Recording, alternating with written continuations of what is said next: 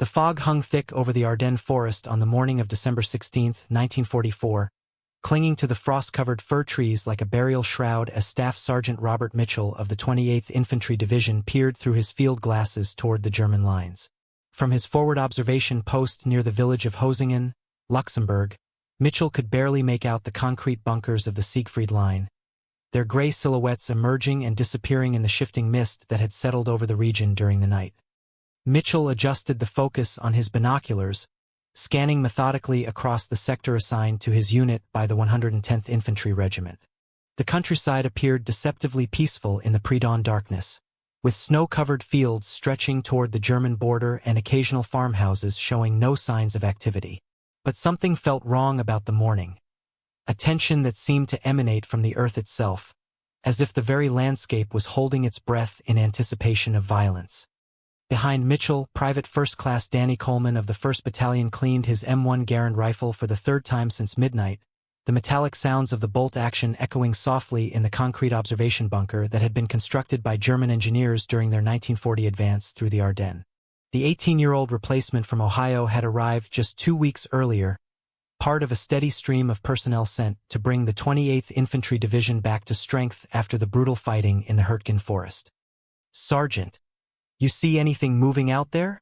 Coleman asked quietly, his breath forming clouds in the frigid air of the unheated bunker. The temperature had dropped to 12 degrees Fahrenheit during the night, cold enough to freeze the water in their canteens and make the metal components of their weapons almost too cold to touch with bare hands. Mitchell lowered his binoculars, studying the tactical maps spread across a wooden table illuminated by a shielded flashlight.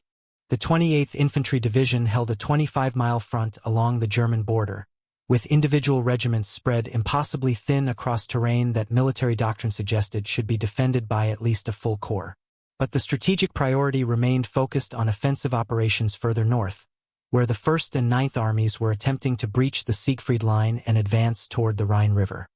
"Nothing yet," Mitchell replied, though his professional instincts suggested otherwise. During 3 years of combat service from North Africa through Sicily and Normandy, he had developed an intuitive sense for impending enemy action that rarely proved wrong. The unusual radio silence from German positions, combined with recent intelligence reports of increased vehicle movement behind enemy lines, suggested that something significant was being prepared. The first indication of trouble came at 0530 hours, when a massive artillery barrage erupted from German positions along the entire length of the 28th Infantry Division's front. The bombardment was unlike anything Mitchell had experienced since the preparatory fires preceding Operation Cobra in Normandy, with hundreds of German guns of all calibers concentrating their fire on American positions with devastating effect. The observation post shook violently as German 150mm howitzers from the 18th Volksgrenadier Division began ranging fire on suspected American command posts and artillery positions. Concrete dust rained from the bunker ceiling as successive explosions walked closer to Mitchell's position, each detonation creating tremendous concussion that seemed to compress the air itself. "Get on the radio to battalion," Mitchell shouted over the thunderous noise of the artillery barrage. "Report massive enemy artillery preparation across our entire sector. Request immediate counter-battery fire."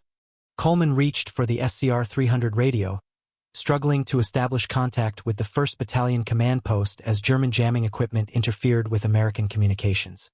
The radio crackled with static and fragmentary transmissions from other units reporting similar artillery attacks, creating a cacophony of voices that made coordinated response almost impossible. The German bombardment continued for 90 minutes, systematically targeting every known American position along the 110th Infantry Regiment's front.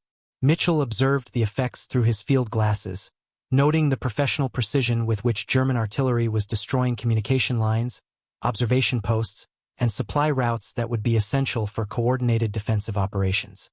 At 0700 hours, the artillery fire shifted to targets deeper in the American rear area, and Mitchell caught his first glimpse of the ground assault that was developing.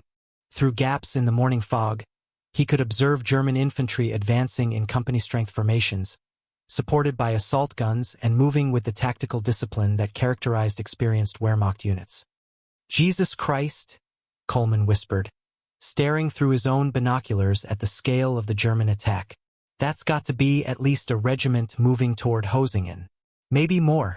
Mitchell studied the advancing formations with professional interest, noting details that provided insight into German capabilities and intentions. The infantry wore winter camouflage uniforms and moved with the confidence of veterans, while their supporting weapons included Panzerfaust anti-tank rockets and MG-42 machine guns that would be devastatingly effective in defensive positions. More significantly, Mitchell observed Panzer IV and Panther tanks moving in support of the infantry assault, their presence indicating that this was not a limited local attack, but rather a major offensive operation involving substantial German armored forces.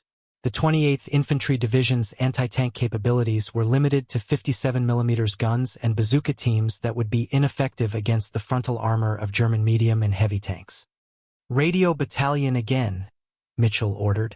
"Report enemy ground assault in regimental strength with armored support advancing on Hosingen.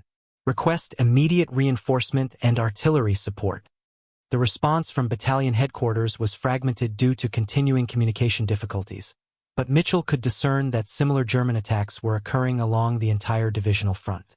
The 109th Infantry Regiment was reporting massive enemy assaults in the Echternach sector, while the 112th Infantry Regiment faced comparable pressure near Auren. By 0800 hours, German forces had overrun the forward outposts of the 110th Infantry Regiment and were advancing rapidly toward the main defensive positions around Hosingen. Mitchell's observation post was in danger of being bypassed by German infantry infiltrating through gaps in the American defensive line, forcing him to consider withdrawal to avoid capture. The decision was made for him when a German Panzerfaust team established a firing position within 200 meters of his bunker and began engaging American positions with armor-piercing rockets. The concrete walls that had provided protection against artillery fire offered no defense against direct fire weapons, and Mitchell realized that his position had become untenable.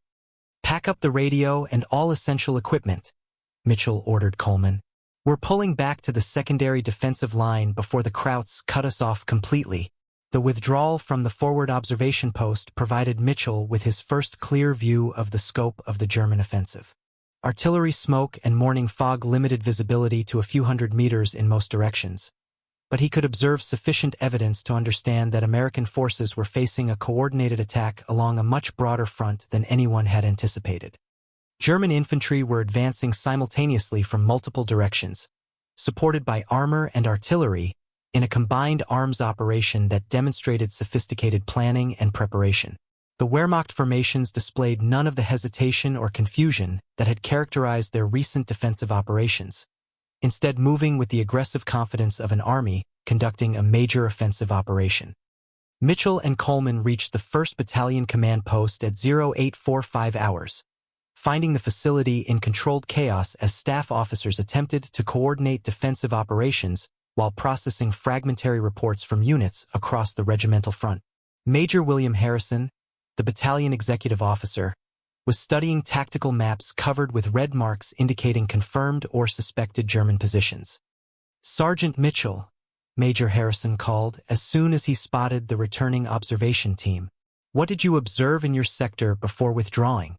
Mitchell provided a concise tactical report, emphasizing the scale and coordination of the German assault, while noting the presence of armor that indicated this was not a limited attack.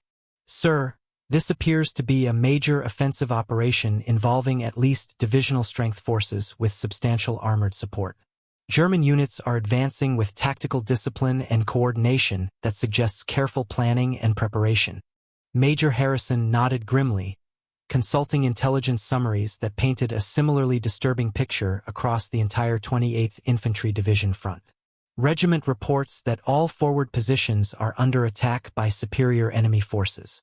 The 109th and 112th Infantry Regiments are both reporting breakthrough attempts with armored support.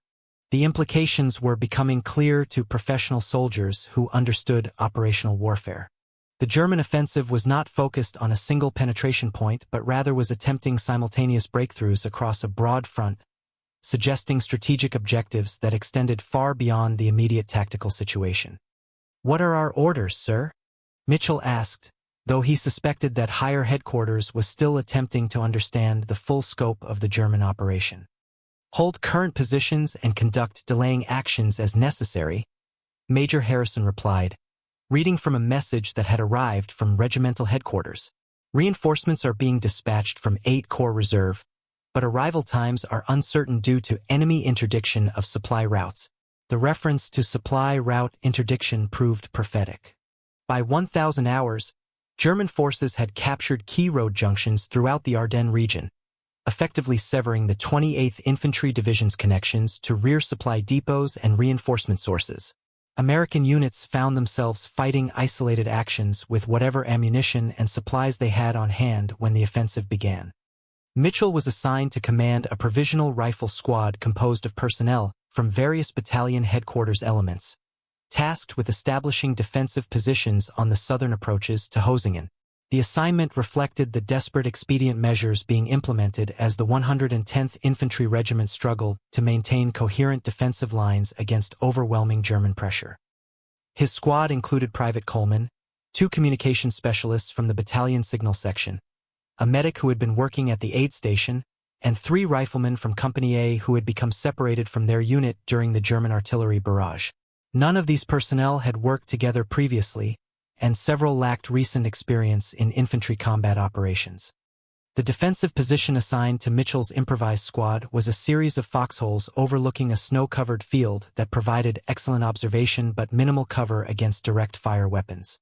German forces advancing from the north would have to cross approximately 400 meters of open ground to reach the American positions, but the terrain also offered little protection for defenders under enemy artillery fire.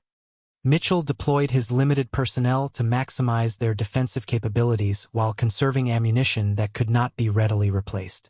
The M1 Garand rifles carried by his men were effective weapons, but each soldier had only the basic load of ammunition that had been issued before the German attack began. Resupply would depend on capturing German weapons or recovering ammunition from American casualties.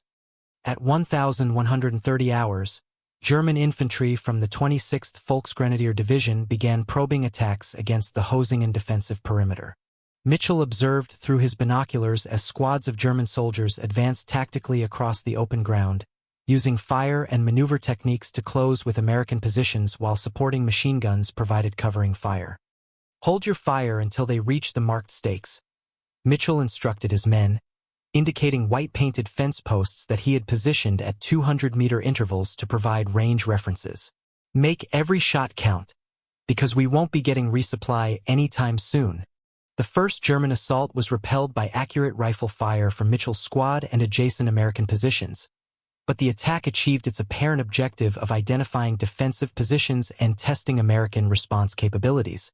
German observers carefully noted the location of automatic weapons and the strength of defensive positions for use in planning subsequent attacks. During the lull following the German probe, Mitchell received fragmentary radio reports indicating that American defensive lines were collapsing throughout the Ardennes region. The 106th Infantry Division had reportedly been overrun in the Schnee-Eifel sector, while German armored spearheads were advancing rapidly toward Bastogne and St. Vith, key road junctions that controlled movement throughout the region. More ominously, intelligence reports suggested that German forces were advancing in multiple directions simultaneously, indicating strategic objectives that extended beyond the immediate battlefield. The offensive appeared designed to achieve operational-level breakthrough that could threaten American forces throughout the European theater of operations. The second German assault came at 1,300 hours, preceded by a concentrated mortar barrage that targeted known American positions with devastating accuracy. Mitchell's squad endured 10 minutes of high-explosive rounds that detonated among their foxholes, wounding 2 men and destroying their radio equipment while creating psychological pressure that tested human endurance under fire. German infantry attacked immediately following the mortar preparation, advancing in platoon strength while assault teams armed with Panzerfaust rockets and flamethrowers moved to neutralize specific American positions. The attack demonstrated tactical sophistication that reflected extensive training and combat experience among Wehrmacht personnel. Mitchell's squad engaged the advancing Germans with concentrated rifle fire, achieving several hits before enemy machine guns forced them to seek cover in their foxholes. The firefight continued for 20 minutes before German forces withdrew to reorganize for another assault, leaving behind 3 casualties while inflicting 1 killed and 2 wounded on Mitchell's undermanned position. Private Coleman had performed well during his first major combat engagement, displaying steady nerves and accurate marksmanship that contributed significantly to the squad's defensive success. But the 18-year-old replacement was clearly shaken by the intensity of close-quarters combat and the reality of casualties among personnel he had come to know during their brief service together. "How many more attacks like that can we handle?" Coleman asked Mitchell during the temporary lull in fighting, his voice reflecting the strain of combat stress combined with growing awareness of their tactical situation. Mitchell considered the question while checking his remaining ammunition and evaluating the condition of his surviving personnel. The squad had expended approximately 30% of their basic ammunition load during 2 engagements, while casualties had reduced their effective strength by almost half. Continuation of defensive operations at this intensity would exhaust their combat capabilities within hours. "We'll hold as long as we have ammunition and personnel," Mitchell replied, providing the answer that military doctrine demanded, while privately acknowledging that their situation was becoming desperate. Division headquarters is working on reinforcement and resupply operations. The reference to division headquarters proved optimistic. By 1400 hours, radio communications with higher command levels had been completely severed, leaving individual units to conduct independent operations based on their understanding of local tactical situations. Mitchell's squad was effectively isolated, dependent on their own resources while facing an enemy whose capabilities appeared to be growing rather than diminishing. The third German assault came at 1,500 hours, supported by direct fire from a Panzer IV tank that had advanced to within 800 meters of the American defensive positions. The 75mm gun mounted on the tank was devastatingly effective against fieldworks that had been designed to protect against small arms fire and shell fragments rather than direct hits by armor-piercing rounds. Mitchell watched through his field glasses as the German tank systematically engaged individual American positions, its high-velocity gun punching through earthworks and destroying foxholes with single rounds. Infantry attacking behind the tank were protected from American small arms fire by the vehicle's armor, creating a tactical situation that American weapons could not effectively counter. "We can't stop that tank with rifles," Coleman observed with professional understatement, watching as the Panzer IV destroyed another American position 100 meters to their left. "Do we have any bazooka teams still operational?" Mitchell had not observed any anti-tank weapons during the current engagement, though the chaos of the defensive battle made comprehensive assessment difficult. American anti-tank capabilities in the 110th Infantry Regiment were limited even under normal circumstances, and casualties plus ammunition shortages had further reduced their effectiveness against German armor. The tactical reality was that Mitchell's improvised squad lacked the weapons necessary to engage German tanks effectively, while remaining in their current positions would result in systematic destruction by direct fire from armor-piercing rounds. The only viable option was withdrawal to positions that offered better protection or at least reduced exposure to tank guns. "Pack up all essential equipment," Mitchell ordered his remaining personnel. "We're withdrawing to the secondary defensive line before that tank gets within effective range." The withdrawal from Hosingen marked Mitchell's first clear understanding that American forces were not conducting a planned defensive operation, but rather were being systematically overrun by German forces whose capabilities had been seriously underestimated. Individual units were fighting isolated actions without coordination or support, while German formations operated with tactical discipline and strategic coherence. Mitchell's squad reached the designated rally point at 1,600 hours, finding approximately 30 other survivors from various elements of the 1st Battalion who had withdrawn from overrun positions throughout the regimental sector. Major Harrison was attempting to organize these personnel into a coherent defensive force while establishing communication with any remaining American units in the area. "The regimental command post has been overrun," Major Harrison announced to the assembled personnel. "German armor reached Hosingen at 1,530 hours and is continuing to advance toward Clairvaux. Our mission is to conduct delaying actions while withdrawing toward Bastogne." The mention of Bastogne represented Mitchell's first indication of American strategic priorities during the German offensive. The town was a critical road junction that controlled movement throughout the southern Ardennes, and its retention would be essential for maintaining coherent defensive operations while positioning American forces for eventual counterattacks. But the withdrawal toward Bastogne would require movement through terrain that was increasingly dominated by German forces, while carrying wounded personnel who could not be evacuated through normal medical channels. Mitchell's squad would be conducting independent movement through enemy-controlled territory with minimal supplies and no prospect of immediate reinforcement. The march toward Bastogne began at 1,700 hours, with Major Harrison's provisional battalion moving in single file through dense forest that provided concealment from German observation but severely limited visibility and tactical maneuver options. Mitchell's squad served as rear guard, tasked with detecting and engaging any German pursuit while covering the withdrawal of wounded personnel. Movement through the Ardennes Forest in winter conditions proved extremely difficult even without enemy pressure. Snow depth averaged 18 inches in most areas, while fallen trees and steep terrain channeled the American column along predictable routes that would be obvious to pursuing German forces. Additionally, sub-freezing temperatures created risks of cold weather injuries among personnel whose equipment was inadequate for extended operations in harsh conditions. The first German contact came at 1800 hours, when a reconnaissance patrol from the 26th Volksgrenadier Division detected the American withdrawal and engaged the rear guard with small arms fire. Mitchell's squad returned fire while taking positions that would allow them to conduct a fighting withdrawal if German forces attempted to pursue aggressively. The skirmish lasted 15 minutes before German forces broke contact, apparently satisfied with confirming American withdrawal routes for information that would be valuable in planning subsequent operations. But the engagement demonstrated that German forces were maintaining contact with retreating American units and possessed the capability to intercept withdrawal movements at times and places of their choosing. Mitchell's personal understanding of the strategic situation evolved significantly during the night march toward Bastogne. Radio intercepts and conversations with other survivors provided fragmentary information about German operations that painted a disturbing picture of American defensive capabilities being systematically overwhelmed across the entire Ardennes front. The 106th Infantry Division had reportedly been destroyed in the Schnee-Eifel sector, with 2 entire regiments captured or annihilated during the first day of German attacks. Similar reports indicated breakthrough operations in multiple sectors, with German armored spearheads advancing toward strategic objectives throughout the American rear area. Most significantly, intelligence reports suggested that the German offensive was achieving operational-level success that threatened American forces throughout the European theater of operations. Strategic reserves were being committed to defensive operations rather than offensive planning, while supply lines and communication networks were being disrupted by German advances. The march continued throughout the night of December 16th to 17th, with Major Harrison's provisional battalion covering approximately 12 kilometers through difficult terrain while avoiding German patrols and roadblocks.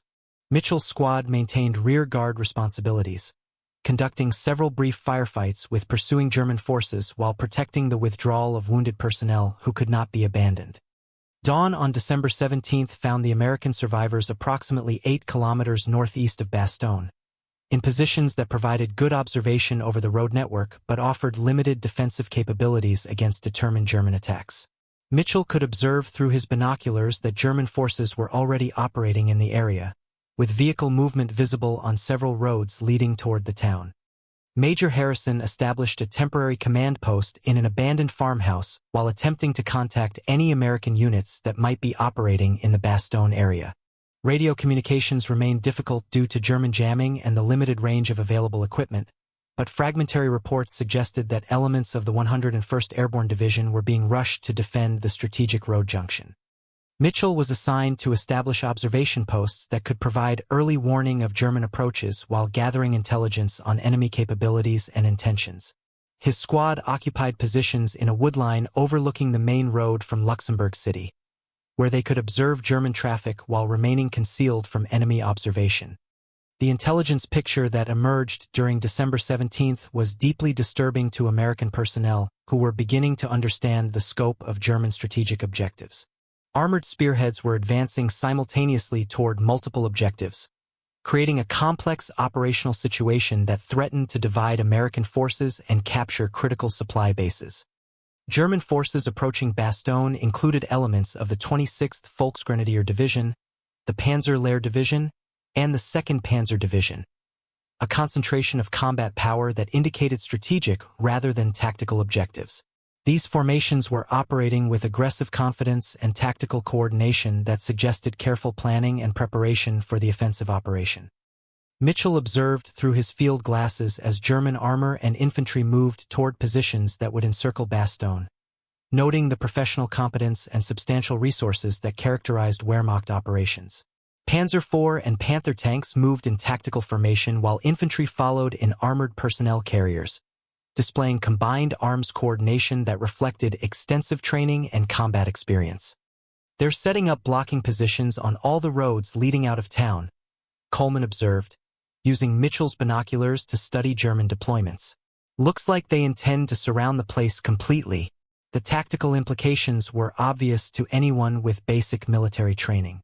German forces were implementing encirclement operations that would trap American forces in Bastogne while preventing reinforcement or resupply from external sources. Units inside the developing pocket would be dependent on whatever resources they possessed when the encirclement was completed. Mitchell's radio operator managed to establish brief contact with elements of the 101st Airborne Division that were establishing defensive positions within Bastogne, confirming that American forces were preparing for siege operations rather than attempting to maintain open supply lines. This intelligence indicated that higher headquarters understood the tactical situation and was committing significant resources to holding the strategic road junction. Screaming eagles are dug in around the town, the radio operator reported after completing his communication attempts. They're requesting intelligence on German strength and dispositions in our sector. Mitchell prepared a detailed intelligence summary based on his observations, noting the presence of substantial German armored forces and estimating enemy strength at approximately regimental level with additional units still arriving. The information would be valuable for American commanders planning defensive operations and potential relief efforts. But the intelligence also confirmed that German forces possessed overwhelming superiority in the immediate area, with capabilities that could not be effectively countered by the limited American forces available for defensive operations. Mitchell's understanding of their tactical situation continued to evolve as additional evidence accumulated regarding German operational success. December 18th brought intensified German operations designed to complete the encirclement of Bastogne while preventing American reinforcement efforts. Mitchell observed increased vehicle movement on roads leading toward the town, while German artillery began systematic bombardment of suspected American positions within the developing pocket. The sound of artillery fire was constant throughout the day, indicating that German forces possessed substantial fire support capabilities and were willing to expend ammunition freely in support of their offensive operations. Mitchell could observe smoke rising from numerous fires within Bastogne, suggesting that German bombardment was achieving significant effects against American defensive positions. More ominously, Mitchell's observation posts detected German forces establishing defensive positions along roads that had previously provided routes for American withdrawal or reinforcement. Wehrmacht units were implementing systematic blocking operations that demonstrated understanding of American tactical options and determination to prevent any relief of the encircled garrison. The first attempt by American relief forces came on December 19th, when elements of what appeared to be the 4th Armored Division attacked German positions southwest of Bastogne. Mitchell observed the engagement through his field glasses, noting the desperate nature of American attacks against well-prepared German defensive positions. Sherman tanks from the 4th Armored Division advanced in company strength, supported by infantry and artillery fire that created smoke and dust clouds visible for several kilometers. German forces responded with anti-tank guns and Panzerfaust rockets that knocked out several American vehicles while forcing others to withdraw beyond effective range. The relief attempt continued for several hours before American forces pulled back to reorganize for subsequent attacks. Mitchell's observation of the engagement provided sobering insight into the tactical difficulties facing any American effort to break the German encirclement around Bastogne. Those tanks didn't get within 2 kilometers of the German positions, Coleman observed after watching the failed relief attempt. The Krauts have anti-tank guns positioned to cover all the approach routes. Mitchell nodded, understanding that German defensive preparations were far more extensive than American commanders had anticipated. Wehrmacht forces were demonstrating tactical competence and strategic planning that reflected serious preparation for the offensive operation rather than the hasty improvisation that had characterized their recent defensive efforts. The night of December 19th to 20th brought Mitchell's clearest understanding that American forces in the Bastogne area were completely surrounded, with no immediate prospect of relief or resupply from external sources. German positions had consolidated into a continuous defensive line that blocked all routes leading toward the encircled town. Radio communications with the 101st Airborne Division confirmed that American forces within Bastogne were preparing for extended siege operations while hoping for relief by American armored formations attacking from the south. But Mitchell's observation of German defensive capabilities suggested that such relief efforts would require enormous resources and might not succeed within the timeframe necessary to prevent the garrison's destruction. Major Harrison's Provisional Battalion had been effectively absorbed into the siege of Bastogne, occupying defensive positions within the German encirclement while contributing their limited capabilities to the overall American defensive effort. Mitchell's squad was assigned to positions on the northeastern perimeter, where they would face German attacks while serving as part of the town's early warning system. The defensive preparations included digging foxholes in frozen ground that required tremendous physical effort while conserving ammunition and supplies that could not be replaced through normal logistics channels. American forces were dependent on airdrops for resupply, but weather conditions severely limited the effectiveness of aerial supply operations. Mitchell's personal equipment reflected the resource constraints facing American forces during the siege. His M1 Garand rifle had fewer than 40 rounds of ammunition remaining, while his squad's collective resources included 3 hand grenades, 1 first aid kit, and emergency rations for approximately 2 days. These supplies would have to sustain combat operations of indefinite duration. December 20th brought the first major German assault against the Bastogne perimeter, with Wehrmacht forces attacking simultaneously from multiple directions in coordinated operations designed to overwhelm American defensive capabilities. Mitchell's sector faced attack by approximately company-strength German infantry supported by assault guns and heavy weapons. The German assault began with a 30-minute artillery preparation that targeted known American positions with devastating accuracy. Mitchell's squad endured continuous shelling from 105mm and 150mm howitzers while huddled in foxholes that provided minimal protection against direct hits or near misses by high-explosive rounds. German infantry attacked immediately following the artillery preparation, advancing in platoon-strength formations while supporting weapons provided covering fire from concealed positions. The assault demonstrated tactical discipline and coordination that reflected extensive training in combined arms operations against prepared defensive positions. Mitchell's squad engaged the attacking Germans with concentrated rifle fire, achieving several hits before enemy machine guns forced them to seek cover in their foxholes. The firefight continued for 40 minutes before German forces withdrew to reorganize, having tested American defensive capabilities while suffering moderate casualties. The engagement provided Mitchell with sobering insight into German tactical capabilities and his own unit's limitations. Wehrmacht forces were operating with aggressive confidence and substantial resources, while American defenders were constrained by ammunition shortages and the absence of effective support weapons. "We used 20 rounds per man during that firefight," Coleman reported after checking ammunition supplies. "At that rate, we'll be out of ammo after 2 more engagements." Mitchell understood that ammunition conservation would be critical for survival during extended siege operations, but engaging German attacks with limited firepower would inevitably result in higher American casualties. The tactical mathematics of defensive warfare were working against American forces who lacked the resources necessary for sustained operations. The afternoon of December 20th brought intelligence reports that fundamentally altered Mitchell's understanding of American strategic options. Radio intercepts indicated that German armored spearheads had advanced far beyond Bastogne, threatening American supply bases and communication centers throughout the rear area of the European theater of operations. German forces had reportedly captured Houffalize and were advancing toward Din Ant on the Meuse River, while other armored formations were moving toward Antwerp and Brussels. The offensive had achieved operational-level breakthrough that threatened to divide Allied forces and capture critical port facilities essential for sustaining American operations in Europe. This intelligence indicated that the siege of Bastogne was not an isolated tactical engagement, but rather part of a broader German strategy designed to achieve decisive strategic results. American forces throughout the European theater of operations were being forced into defensive positions while German armies seized the initiative for the first time since 1940. Mitchell's personal realization of complete encirclement came during the night of December 20th to 21st, when German forces completed their blocking positions and American relief efforts had failed to achieve any penetration of the defensive perimeter. Radio communications confirmed that no American forces remained outside the encirclement, while supply by air remained severely limited by weather conditions. The psychological impact of complete encirclement was significant for American personnel who had grown accustomed to overwhelming superiority in resources and support capabilities. Mitchell observed changes in behavior and decision-making among his men that reflected growing awareness of their desperate tactical situation. "We're really cut off, aren't we?" Coleman asked during a quiet moment between German attacks.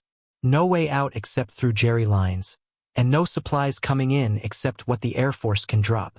Mitchell nodded, acknowledging the reality that professional soldiers could no longer ignore despite the psychological comfort of denial. "We hold what we've got, and hope the relief forces can break through before we run out of ammunition and food." But Mitchell's observation of German defensive capabilities suggested that American relief efforts would require enormous resources and might not succeed within the timeframe necessary to prevent the garrison's destruction through attrition. Wehrmacht forces were demonstrating tactical competence and strategic planning that indicated serious preparation for extended operations. December 21st brought renewed German attacks against the Bastogne perimeter, with Wehrmacht forces implementing systematic pressure designed to identify weak points in American defenses while conserving their own resources for decisive breakthrough attempts.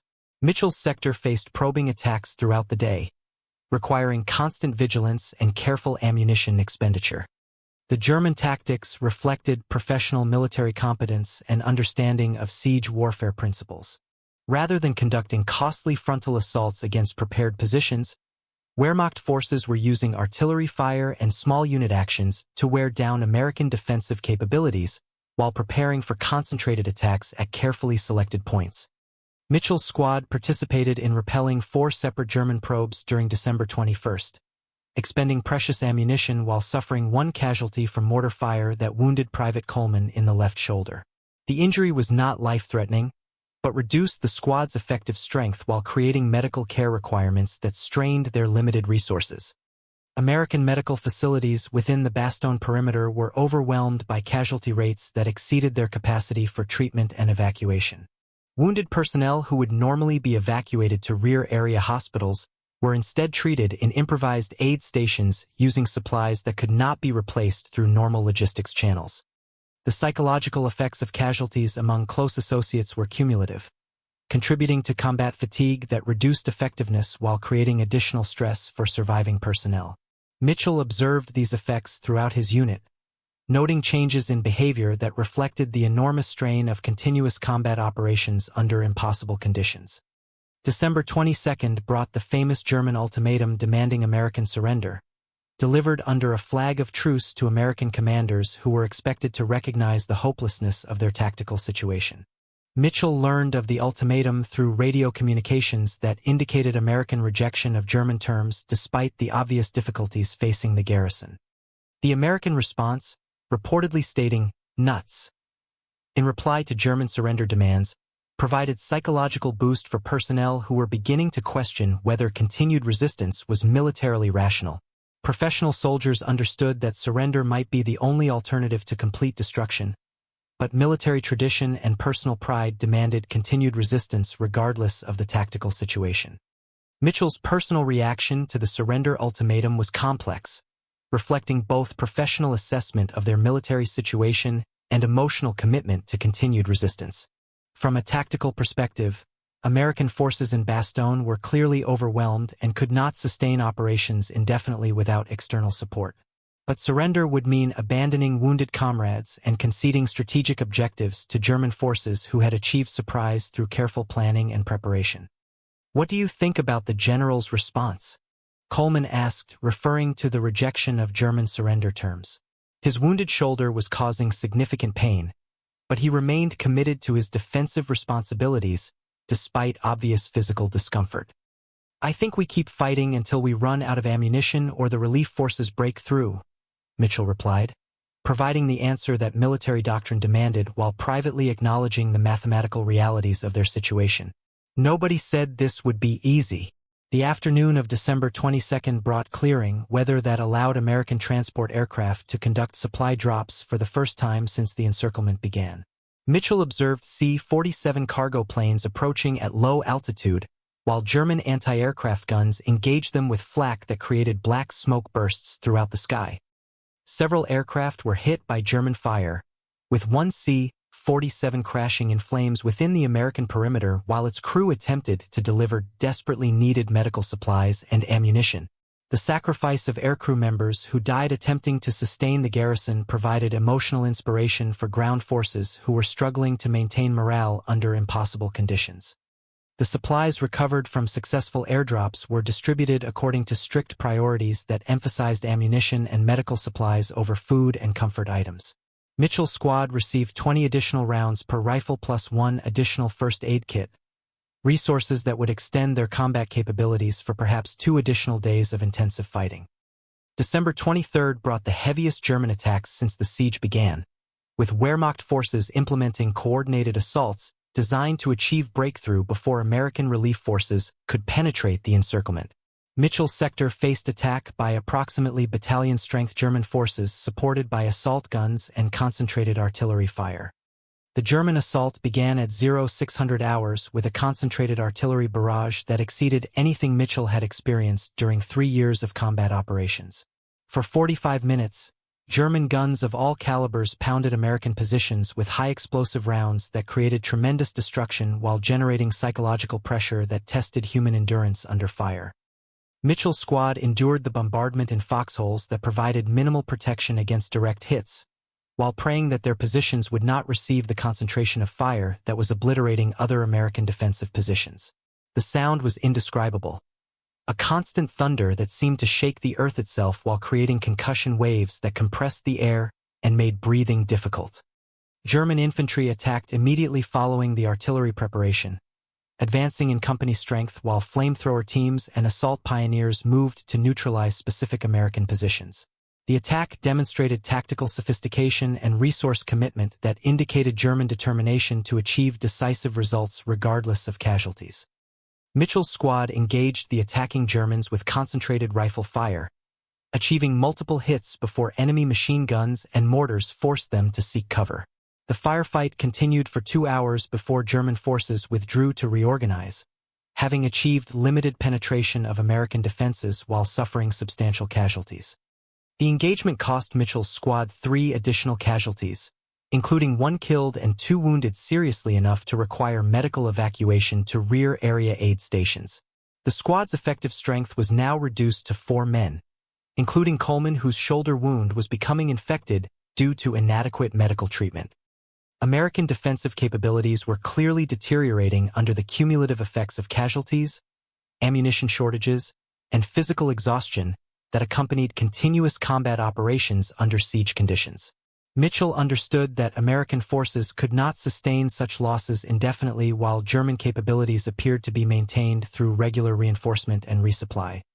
December 24 brought Christmas Eve under conditions that none of the American defenders would ever forget. German artillery fire was reduced during daylight hours, creating an eerie quiet that emphasized the desperate nature of their situation while allowing contemplation of families and homes that seemed impossibly distant. Mitchell used the temporary lull in fighting to write letters that would probably never be delivered, attempting to convey his experiences to family members who could never understand the reality of siege warfare. The letters served primarily as psychological therapy, providing emotional outlet for feelings that could not be expressed through normal military communication channels. "Do you think we'll make it out of here?" Coleman asked during a quiet moment between German attacks, his question reflecting concerns that were shared by every man in the garrison. The infection in his shoulder was worsening despite limited medical attention, creating additional complications for a unit that was already reduced below effective strength. Mitchell considered the question carefully, understanding that his response would influence morale among personnel who were looking for leadership and reassurance under impossible conditions. Professional assessment suggested that American forces in Bastogne could not sustain operations much longer without substantial external support, but admitting this reality would serve no useful purpose. "The 4th Armored Division is still attacking from the south," Mitchell replied, referencing intelligence reports that indicated continued American relief efforts. "General Patton's not going to let us hang out to dry without a fight."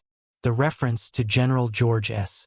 Patton provided psychological comfort for personnel who respected his aggressive leadership and combat record, though Mitchell understood that even Patton's forces faced enormous tactical difficulties in breaking through German defensive positions. Wehrmacht forces had demonstrated remarkable competence in defensive operations that utilized terrain advantages while maximizing their anti-tank capabilities. Christmas Day 1944 brought renewed German attacks preceded by psychological warfare broadcasts that emphasized the hopelessness of American resistance while offering honorable surrender terms for personnel who recognized military reality. The broadcasts were conducted in excellent English by German propaganda specialists who understood American cultural references and psychological vulnerabilities. Mitchell listened to the German broadcasts with professional interest, noting their sophisticated understanding of American military psychology and their accurate assessment of tactical realities facing the Bastogne garrison. Wehrmacht intelligence had clearly prepared extensively for the offensive operation, including psychological warfare components designed to undermine American morale and cohesion. The Christmas Day assault began at 1,000 hours with concentrated German attacks against multiple sectors of the American perimeter simultaneously. Mitchell's position faced attack by reinforced company-strength German forces supported by Panzer IV tanks and self-propelled assault guns that provided direct fire support against American defensive positions. The presence of German armor created tactical problems that American forces were not equipped to handle effectively. Bazooka teams had suffered heavy casualties during previous engagements, while anti-tank mines were not available in sufficient quantities to create effective barriers against armored vehicles.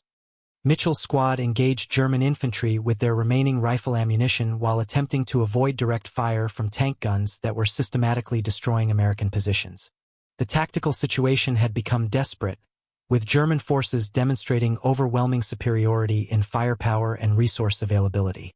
The breakthrough came when German forces achieved penetration of American defenses approximately 200 meters south of Mitchell's position, creating a gap that threatened to compromise the entire defensive perimeter. American reserves were committed to contain the breakthrough, but their limited strength and ammunition shortages reduced their effectiveness against determined German attacks. Mitchell received orders to withdraw his remaining personnel to secondary defensive positions while other American units attempted to seal the German penetration. The withdrawal represented acknowledgement that primary defensive lines could no longer be maintained, though American forces continued to resist German advances through successive defensive positions. The secondary defensive line was established in the ruins of buildings within Bastogne, where American forces could utilize urban terrain to maximize their defensive capabilities while conserving ammunition through careful target selection. Mitchell's reduced squad occupied positions in a partially destroyed church that provided good observation while offering some protection against German direct fire weapons. December 26 brought the breakthrough that ended the siege of Bastogne, when elements of the 4th Armored Division finally penetrated German defensive positions and established contact with the surrounded garrison. Mitchell observed through his field glasses as American Sherman tanks approached the town, their presence indicating that relief efforts had finally succeeded despite enormous tactical difficulties. The arrival of relief forces was greeted with emotional reactions that reflected the psychological strain of extended siege operations under impossible conditions. Mitchell felt tremendous relief combined with professional satisfaction that American forces had maintained their defensive positions despite overwhelming German advantages in resources and tactical position. But the relief of Bastogne did not end the Battle of the Bulge, which continued for several additional weeks as American forces attempted to eliminate the German salient and restore original defensive positions. Mitchell's unit was assigned to offensive operations designed to recapture territory that had been lost during the initial German breakthrough, participating in attacks that demonstrated how dramatically the tactical situation had changed. American forces now possessed overwhelming superiority in artillery, air support, and logistics capabilities that had been disrupted during the early phases of the German offensive. Wehrmacht units that had advanced confidently during December were now conducting fighting withdrawals while facing resource constraints that limited their defensive capabilities. Mitchell's personal understanding of the Battle of the Bulge evolved significantly during the weeks following the relief of Bastogne. Intelligence reports revealed the scope of German strategic objectives and the resources that had been committed to achieving operational-level breakthrough that could have changed the entire course of the European war. The German offensive had represented the Wehrmacht's final major effort to achieve decisive results on the Western Front, utilizing strategic reserves and experienced personnel that could not be replaced once they were expended in unsuccessful operations. American forces had absorbed the initial shock of the offensive while maintaining sufficient cohesion to conduct effective defensive operations that ultimately contained German advances. More significantly, the Battle of the Bulge demonstrated American military resilience and adaptability under conditions of tactical surprise and initial defeat. Units like Mitchell's squad had conducted independent operations while maintaining military discipline and combat effectiveness despite being cut off from normal command and support structures. The strategic implications of the German offensive's failure were enormous, effectively ending Wehrmacht capabilities for major offensive operations while committing irreplaceable resources to a tactical gamble that achieved initial success but could not be sustained against American industrial and manpower advantages. Mitchell's participation in subsequent offensive operations that eliminated the German salient provided perspective on the transformation that had occurred during the Battle of the Bulge. American forces that had been surprised and initially overwhelmed in December were now conducting systematic attacks with overwhelming resource advantages that German forces could not effectively counter. The encirclement at Bastogne had represented a tactical defeat that was transformed into strategic victory through professional competence and determination to continue resistance despite apparently hopeless conditions. Mitchell's squad had contributed to this result through individual actions that collectively demonstrated American military capabilities under extreme pressure. January 1945 brought the conclusion of major operations in the Ardennes, with German forces withdrawing to defensive positions along the Siegfried Line, while American armies prepared for final offensive operations that would end the European War. Mitchell's unit was reassigned to the Third Army for operations designed to breach German defensive positions and advance toward the Rhine River. The transformation in tactical conditions was remarkable compared to the desperate defensive fighting that had characterized December operations. American forces now possessed overwhelming superiority in all categories of military capability, while German resistance was increasingly sporadic and ineffective due to resource constraints and personnel shortages. Mitchell's personal reflections on the Battle of the Bulge emphasized the role of individual soldiers in determining strategic outcomes through tactical actions conducted under impossible conditions.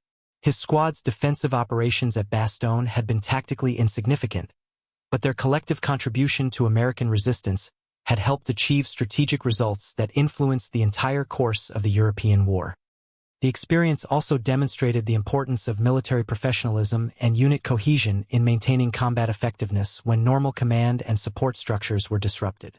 American forces had adapted successfully to conditions of tactical surprise and resource constraints while maintaining sufficient organizational coherence to conduct effective defensive operations. Most significantly for Mitchell personally, the Battle of the Bulge had provided insight into human capabilities under extreme stress and the role of individual decisions in determining collective outcomes. His choice to continue resistance despite apparently hopeless tactical conditions had contributed to strategic victory that validated American military institutions and democratic values. The understanding that complete encirclement could be overcome through professional competence and determination to continue resistance had broader implications for American military doctrine and strategic planning. Future operations would benefit from lessons learned during the Ardennes fighting about tactical adaptation and resource management under adverse conditions. Mitchell's post-war analysis of the Battle of the Bulge emphasized the critical importance of logistics and communications in maintaining military effectiveness during extended operations. German forces had achieved initial tactical success but could not sustain operations due to resource constraints, while American forces had ultimately prevailed through superior industrial capacity and organizational resilience. The siege of Bastogne had demonstrated both the vulnerabilities and strengths of American military institutions when subjected to tactical surprise and strategic pressure. Initial defeats had been transformed into ultimate victory through individual actions that collectively demonstrated national character and military competence under extreme conditions. For Mitchell personally, the experience had provided permanent insight into human capabilities under stress and the relationship between individual actions and strategic outcomes. His participation in the defense of Bastogne had contributed to American victory in the European War, while demonstrating personal courage and professional competence that would influence his post-war civilian career. The realization that complete encirclement could be overcome through determination and tactical competence had lasting implications for his understanding of human potential and institutional resilience. The Battle of the Bulge had demonstrated that apparent defeat could be transformed into strategic victory through individual actions that collectively demonstrated democratic values and military professionalism.